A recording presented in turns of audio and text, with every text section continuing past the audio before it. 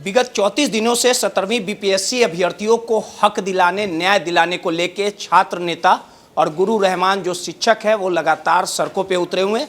उसी चेहरे में एक चर्चित चेहरा कुमार सौरभ जी हमारे साथ लगातार बीपीएससी अभ्यर्थियों के हक को लेकर लगातार सड़क पर लड़ रहे हैं, हमारे साथ मौजूद भी हैं।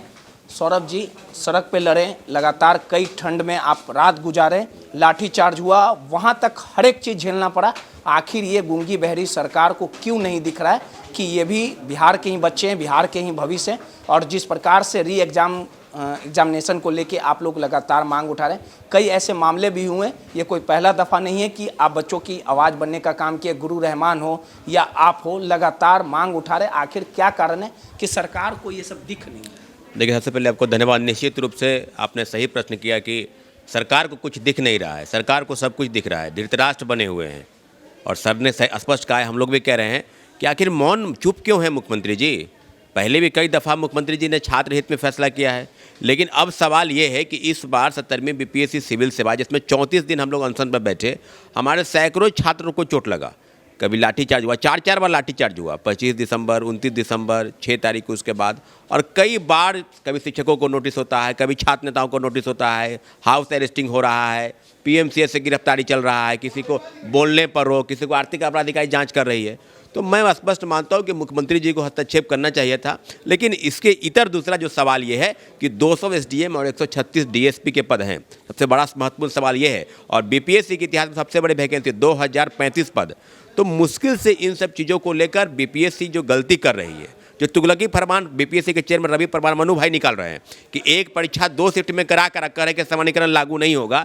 जाहिर सी बात है, सामान्यीकरण लागू होगा और खेल के बीच से नियम बदलकर वो व्यक्ति भ्रष्टाचार में लिप्त व्यक्ति अब कह रहा है कि नहीं है। तो मुख्यमंत्री जी को फैसला करना था, मुख्यमंत्री जी को फैसला करना है, लेकिन मुख्यमंत्री जी चुप्पी साधे हैं। उनके इर्द गिर्द 2-4 मंत्रिपरिषद के कुछ नेता हैं जो उनको पता नहीं है। तो बीपीएससी का कौन सा इतिहास है, काला कारनामा चिट्ठा जो खोलना बाकी है। 66वीं पेपर लिख हुआ, 67वीं पेपर लिख हुआ, सिपाही का पेपर लिख हुआ, दरोगा का पेपर लिख हुआ।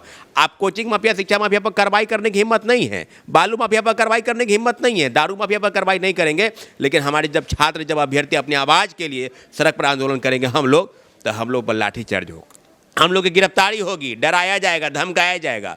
तो स्पष्ट है कि मुख्यमंत्री जी के चुप रहने के पीछे जो वजह है वो यही है कि सीटों को खेल बेचने का प्रयास बीपीएससी के द्वारा, सरकार के मंत्रियों द्वारा, विपक्ष के कई नेताओं द्वारा ये चल रहा है। इसी का यह परिणाम है कि हम लोग 34 दिन पर बैठे हैं और कोई सुनने को तैयार नहीं है। कई लोग आए, तेजस्वी यादव भी शुरू में एंट्री किए, बीच में चुप हो गए। रामविलास ये कह रहे हैं कि बिहार फर्स्ट, बिहारी फर्स्ट, चिराग पासवान, पता नहीं कौन सा नारा दे रहा है चिराग पासवान जी, वो भी साइड हो गए। एक दिन बस बोले कि हम कर देंगे, हो गए।